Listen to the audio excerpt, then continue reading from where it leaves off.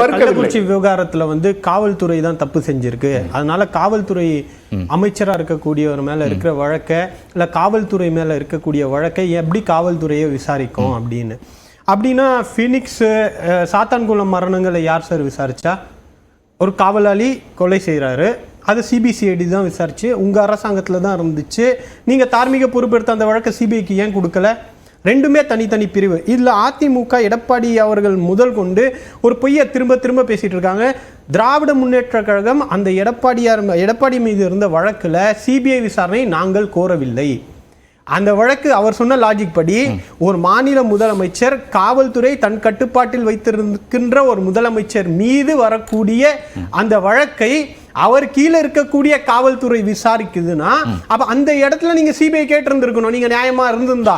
ஆனா அந்த வழக்கில் கூட எங்களுடைய அமைப்பு செயலாளர் அண்ணன் RS பாரதி அவர்கள் அவருக்கு கேட்டது என்னன்னா, ஒரு ஸ்பெஷல் இன்வெஸ்டிகேஷன் டீம் வேணும்னு தான் கேட்டாரு. அது சிபிஐ கொடுத்தது நீதிமன்றம் தான் சிபிஐன்னு சொல்லிச்சு. அப்ப நீதிமன்றத்துக்கிட்ட போய் நாங்க சிபிஐ கேட்கல, ஸ்பெஷல் இன்வெஸ்டிகேஷன் டீம் தான் கேட்டோம். சிபிஐ கொடுத்த உடனே நீங்க தான் போய் சிபிஐ வேணாம் தடை வாங்குறீங்க. அப்போ உங்களுக்கு எதிரான வழக்குனா சிபிஐக்கு தடை கேட்பீங்க, ஆனா மற்றவங்கன்னா சிபிஐ கிட்ட மாத்தணும் அப்படின்னு சொல்லுவீங்க. நேற்று பிரஸ் மீட் கொடுத்து ஆதாரங்களோடு அடுக்கி விட்டார் எங்களுடைய அமைப்பு செயலாளர். இப்போ அடுத்தது இதுல என்ன அரசியல் சார்? இருக்கக்கூடியவங்க அண்ணன் மூத்த உறுப்பினர், இதுக்கு முன்னாடி இருந்த சபாநாயகராக இருந்த தனபால் அண்ணன் இருக்காங்க, அவர் இன்னைக்கு உறுப்பினராக இருக்காரு. எடப்பாடி பழனிசாமி அவர்கள் அவர் ஒரு 4 வருஷம் முதலமைச்சராக இருந்திருக்காரு. அவை நடவடிக்கைகள்னா என்னன்னு தெரியும். இதுக்கு முன்னாடி அனைத்து இந்திய அண்ணா திராவிட முன்னேற்ற கழகம் ஆட்சி செய்த போது கேள்வி நேரத்தை ஒதுக்கி எத்தனை விவாதங்கள் நடந்துச்சு? இல்ல கேள்வி நேரத்தை ஒதுக்குறதுக்கு வந்த உடனே நின்னு பேசின உடனே இது ஒரு அவசர முக்கியத்துவம் வாய்ந்த ஒரு விவகாரமாச்சே. தூத்துக்குடி என்பது கூட அவசர முக்கியத்துவம் வாய்ந்த மாற்று கருத்து இல்ல. அந்த நேரத்தில் ஒத்திவைப்பு தீர்மானத்தை கொடுத்தோம் கேள்வி நேரத்தை. ஆனா ஒத்திவைப்பு தீர்மானத்தை கூட ஏத்துக்காம கவன ஈர்ப்பு தீர்மானத்துல பதில் சொல்லுங்கன்னு சொன்னாங்க. நாங்க பொறுப்புள்ள எதிர்கட்சியா நின்று அந்த கவன ஈர்ப்பு தீர்மானத்துல இந்த விவாதத்துல கலந்து கொண்டோம். ஆனா இங்க முதல் நாள் இருந்து 2வது நாள் 3வது நாள் அது வரையும் ஒத்திவைப்பு தீர்மானத்தை கொண்டு வரவே இல்லை. ஆனா கோஷங்களின் மூலமாக நின்னுக்கிட்டு கத்திக்கிட்டு பேச வாய்ப்பு கேக்குறாங்க. பேச வாய்ப்பு எங்க மறுக்கப்பட்டுச்சு? கேள்வி நேரம் முடியட்டும், 0 hours இருக்கு, அந்த நேரத்துல பேசலாம், மத்தியானம் பேசலாம் அப்படின்னு முதலமைச்சர் தெளிவாக விளக்கம் சொன்ன பிறகும் அவங்க ஒரு அஜெண்டாவோட சட்டமன்றம் என்பது 2 தரப்பும் பேசக்கூடிய ஒரு இடம். அந்த விவாதத்திற்கு அதிமுக தயாரா இல்ல. இன்னைக்கு திரு எடப்பாடி பழனிசாமி சொல்றாரு, என்னை பேச அனுமதித்திருந்தார் நேரலையில என்னுடைய பேச்சு போயிருக்கும், நான் இவங்க சொல்லக்கூடிய குற்றச்சாட்டுகள்லாம் கிழிச்சிருப்பேன் அப்படிங்கிறாரு.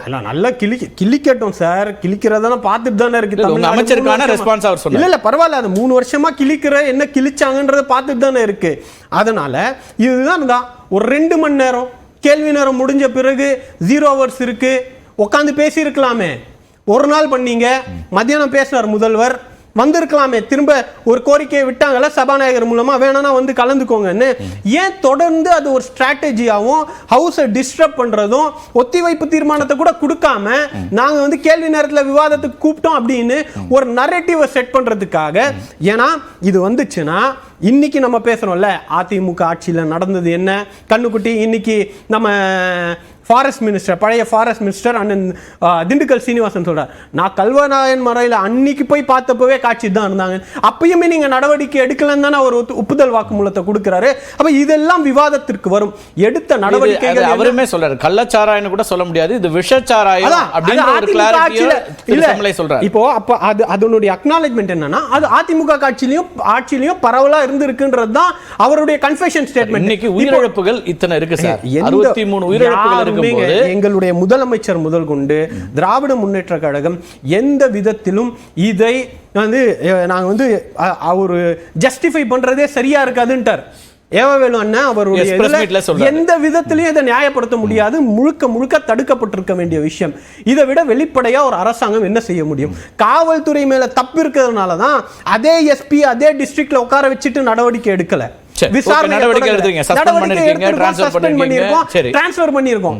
இதுதான் அரசுடைய நேர்மையா பார்க்க. சிபிஐ விசாரணை கொடுக்கிறதுல என்ன தயக்கம்? அதுல எதுவுமே இல்ல, எல்லாமே வெளிப்படையா நடவடிக்கை எடுத்தாச்சு. இப்ப செம்மல்ல சொன்னாரு, அம்மையார் ஜெயலலிதா சிபிஐ விசாரணை வேணான்னு சொன்னா அது மாநில காவல்துறை கொச்சைப்படுத்துவது, மாநில காவல்துறையை கொச்சைப்படுத்துவது. ஆனால் திராவிட முன்னேற்ற கழக ஆட்சியில் தமிழ்நாடு காவல்துறையை கொச்சைப்படுத்தும் விதமாக சிபிஐ விசாரணை அவங்க கேட்பாங்க. இங்கே நடவடிக்கைகள் எடுக்கப்பட்டிருக்கிறது, எஸ்பியை மாற்றிருக்கோம், விசாரணை போயிட்டு இருக்கு, 12 பேரை அரெஸ்ட் பண்ணியிருக்கோம். இன்னும் எங்கெங்கே 2 மாநிலங்கள் சம்பந்தப்பட்டிருக்கிற வழக்குகள் எல்லாம் சிபிஐ கிட்ட போனோம்னா ஒரு 50% வழக்குகள் பல மாநிலங்கள் சம்பந்தப்பட்டவை. அதுக்காகலாம் சிபிஐ கிட்ட கொடுத்துக்க முடியாது. சிபிசிஐடி நடவடிக்கை மாநிலங்கள் சம்பந்தப்பட்ட ஒரு வழக்கு என்பதனால் அது சிபிஐக்கு போகணுங்கிற அர்த்தம் இல்ல. அந்த வழக்கு பிரைமா ஃபேசி ஒரு ஸ்டேட்ல தான் அஃபென்ஸ் நடந்திருக்கு. ஆனா இல்ல நீங்க இப்ப சிபிசிஐடி அதிகாரிகள் சொல்றாங்க மெத்தனால் புதுச்சேரியில இருந்து வந்திருக்குது அல்லது தெலுங்கானால இருந்து இருக்கு. அத விசாரணை பண்ணி எவிடன்ஸ் கேதர் பண்றது சிபிசிஐடிக்கு ஒரு பெரிய விஷயம் கிடையாது. அத அவங்க பண்ணிடுவாங்க. அப்ப சிபிஐ விசாரணை அப்படின்றது இன்னைக்கு எடப்பாடி பழனிசாமியும் அதிமுகவும் ஒரு மிகப்பெரிய செக்ல மாட்டிருக்காங்க. ஒரு நியாயத்தை சொல்லணும். சட்டமன்றத்தில் தமிழ்நாடுடைய ஒரு ஜனநாயகத்துடைய உச்ச அமைப்பு அப்படின்றது ஒரு சட்டமன்றம். அந்த சட்டமன்றத்தில் பதில் சொல்லக்கூடிய இடத்துல ஆளுங்கட்சி இருக்கு, கேள்வி கேட்கக்கூடிய இடத்துல நீங்க இருக்கீங்க. அந்த உங்களுடைய உரிமையை சரியாக முறையாக பயன்படுத்தாமல் நீங்க ஏன் வெளியே வந்தீங்க? இதை இன்னும் அரசியலோட தொடர்பு படுத்தி பேசினா அந்த மரணங்களை கொச்சப்படுத்துற மாதிரி இருக்கும்ன்றதுனால தான் அதை பத்தி நாங்க பேசல.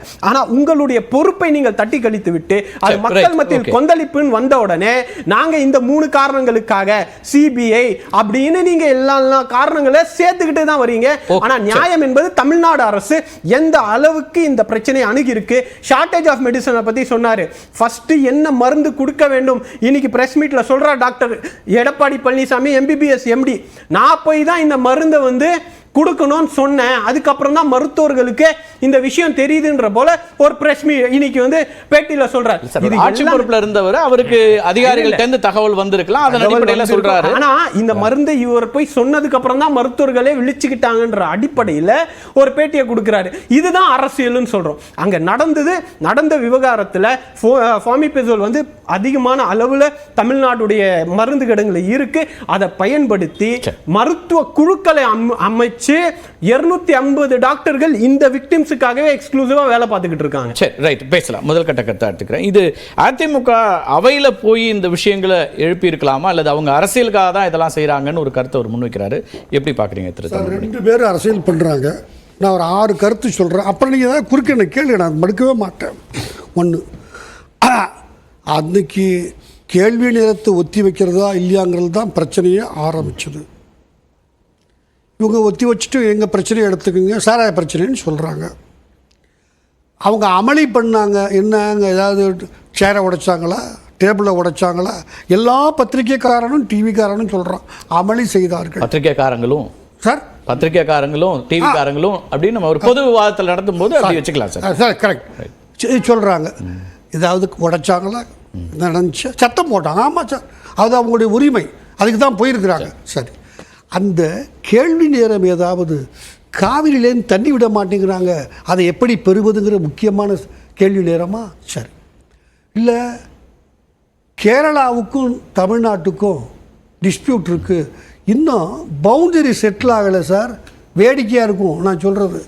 ஒரு வீடு அதில் ஒரு ரூம் தமிழ்நாட்டில் இருக்குது, ஒரு ரூம் கேரளாவில் இருக்குது இன்றைக்கி வரைக்கும். அது செட்டில் பண்ணுறதா, இல்லை முல்லைப்பெரியாறு அணையை இடிச்சிட போகிறாங்க கேரளாவில், நம்ம பேசி காப்பாற்றுறதா, இல்லை பைடனும் ட்ரம்ப் என்ன பேசணும்னு என்ன